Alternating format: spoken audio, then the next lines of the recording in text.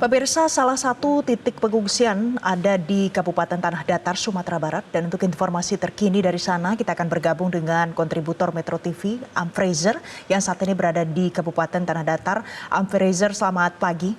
Anda saat ini berada di mana? Ada berapa banyak orang yang ada di pengungsian itu sekarang? Ya, saat ini saya sedang berada di posko pengungsian di Nagari Pelambahan. Ya, saat ini posko pengungsian itu ada sekitar 400 pengungsi di tempat ini. Kita bisa lihat para pengungsi sedang melakukan kegiatan trauma healing. Anak-anak juga sudah melakukan kegiatan trauma healing. Nah, barusan di tempat ini ada kunjungan dari Ibu Menteri Sosial, Ibu Risma. Beliau meminta posko pengungsian dan dapur umum yang ada di tempat ini harus segera dipindahkan ke lokasi yang lebih aman, yaitu di SMP 04. Beliau pun tadi melakukan pengecekan langsung ke SMP tersebut dengan menggunakan naik kendaraan roda 2. Dan ternyata lokasi itu memang layak untuk dijadikan tempat untuk pengungsian. Balik ke studio. Fraser, mengapa posko pengungsian yang ada saat ini dikategorikan tidak aman, Fraser? Ya, di daerah sini ada sekitar 2 tempat pengungsian. Selain warga mengungsi di tempat Masjid Ubudiah ini, ada juga warga yang juga menyediakan tempat pengungsian secara pribadi, yaitu heler atau tempat penggilingan padi.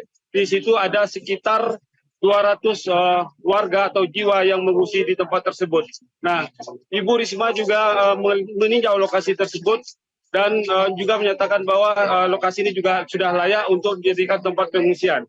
Kepada pengungsi, Ibu Risma juga mensosialisasikan bahwa hampir seluruh tempat kita ini adalah tempat jalur lahar dingin jika terjadi erupsi lebih besar terjadi. Kembali ke studio. Fraser, pada saat nanti akan ada wacana pemindahan seperti itu, siapa yang akan mengkoordinir bagaimana sosialisasi disampaikan ke masyarakat? Ya, bantuan yang sangat diharapkan oleh warga di sini adalah berupa makanan, selimut, dan juga ada tenda. Selain itu adalah terbatasnya tempat MCK, maka Dinas Sosial atau Kementerian Sosial juga akan menyediakan 2 unit MCK portable yang akan didatangkan dari Provinsi Sumatera Barat, Kota Padang. Fraser, apakah nanti akan dilakukan pemindahan lokasi pengungsian dari tempat Anda berada saat ini ke 2 lokasi lain yang sudah direkomendasikan sebelumnya? Ya, kurang jelas. Apakah nanti, tadi Anda mengatakan kalau di tempat pengungsian saat ini kondisinya tidak aman, apakah nanti akan dilakukan pemindahan lokasi pengungsian? Ya, siang ini harus sudah dikosongkan lokasi ini. Itu perintah dari Ibu Risma harus segera dipindahkan, dan beliau juga meminta tenda-tenda harus segera dibangun di lokasi yang baru. Nah, itu sudah ada kesepakatan yang diterima oleh warga dan tokoh masyarakat di Pelambahan ini, dan mereka akan menjelang zuhur sudah selesai untuk dipindahkan. Namun tadi juga ada pengungsi yang lansia itu meminta untuk tetap bertahan di lokasi ini. Namun permintaan tersebut dibantah langsung oleh Ibu Risma. Ini bukan keinginan kita sebagai manusia, tapi ini adalah sudah takdir, katanya. Dan ini kita harus pindah karena jalur yang tempat kita tempati ini adalah jalur yang sangat rawan. Sementara potensi lahar dingin lebih besar bisa saja terjadi 1 atau 2 bulan ke depan. Kembali ke studio. Fraser, apa alasannya warga menolak untuk pindah dari lokasi pengungsian yang pertama saat ini? Ya, pertama mereka memandang bahwa masjid adalah rumah ibadah dan mereka anggap aman, dan kondisi masjid ini juga cukup jauh dari bantaran sungai Lukan yang berada di depan masjid. Ini sekitar jarak 500 meter dari sungai. Nah, dan kondisi masjid juga sudah cukup memadai dijadikan sebagai tempat pengungsian. Itu alasan mereka untuk tetap bertahan, dan selain itu mereka para lansia ini merasa kalau tinggal di masjid itu sudah merasa nyaman, apalagi untuk beribadah. Kembali ke studio. Fraser, untuk lokasi pengungsian yang baru, apakah saat ini sudah siap di sana? Ada tenda pengungsian, kemudian dapur umum sudah dibangun? Ya, karena perintah langsung dari Kemensos, ketika kita pulang dari lokasi pengungsian yang baru, ini kita jumpai di jalan sejumlah anggota Tanggana langsung membawa tenda-tenda pengungsian dan langsung mendirikannya. Tidak jauh dari lokasi yang SMP 4 ini juga terdapat pengungsi mandiri atau rumah warga yang menampung sekitar 200 jiwa.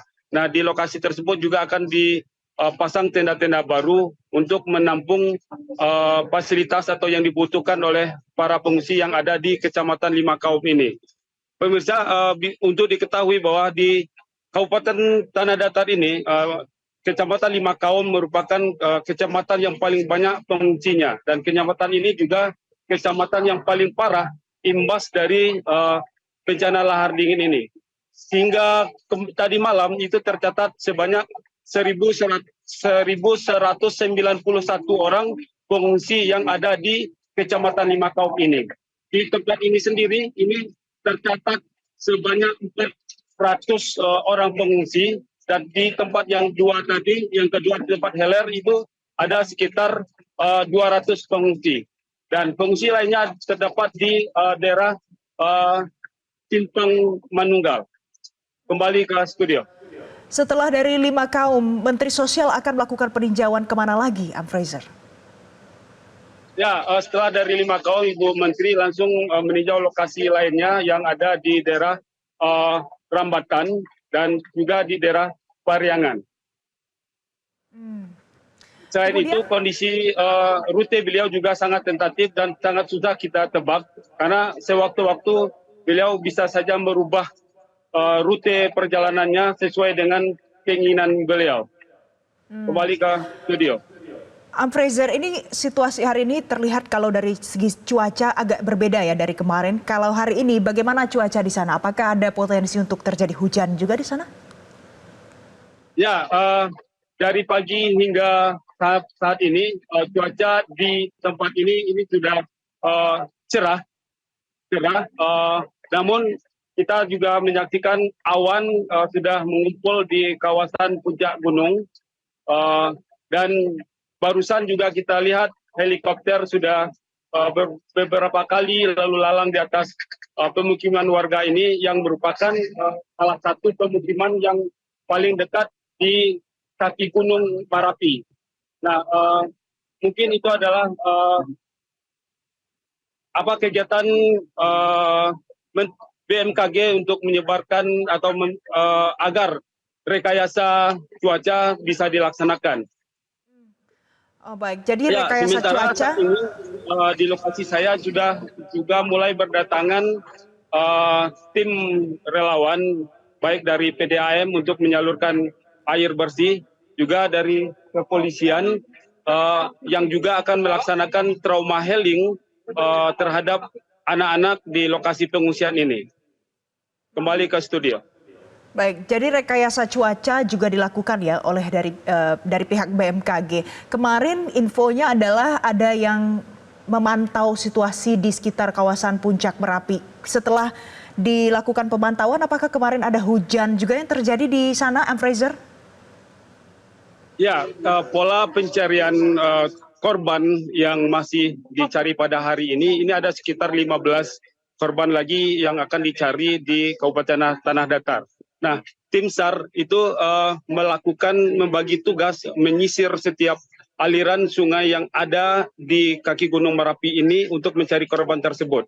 Nah, sementara nagari Sungai Jambu yang paling puncak dan paling dekat dengan Gunung Merapi itu disiagakan 2 atau 3 orang pemuda yang akan mengabarkan atau menginfokan kepada tim tentang kondisi air sungai yang ada di puncak gunung tersebut. Nah, jika ada hal-hal yang membahayakan atau tanda-tanda sudah ada kenaikan lahar dingin yang akan melewati sungai tersebut, maka akan segera diinfokan kepada tim yang ada di bawah, di daerah Lima Kaum, Rambatan ataupun ke Tanjung Emas agar segera menjauh dari sungai tempat peristiwa lahar dingin ini terjadi. Itu pola yang dilakukan oleh tim relawan untuk melakukan pencarian korban-korban yang masih belum ditemukan.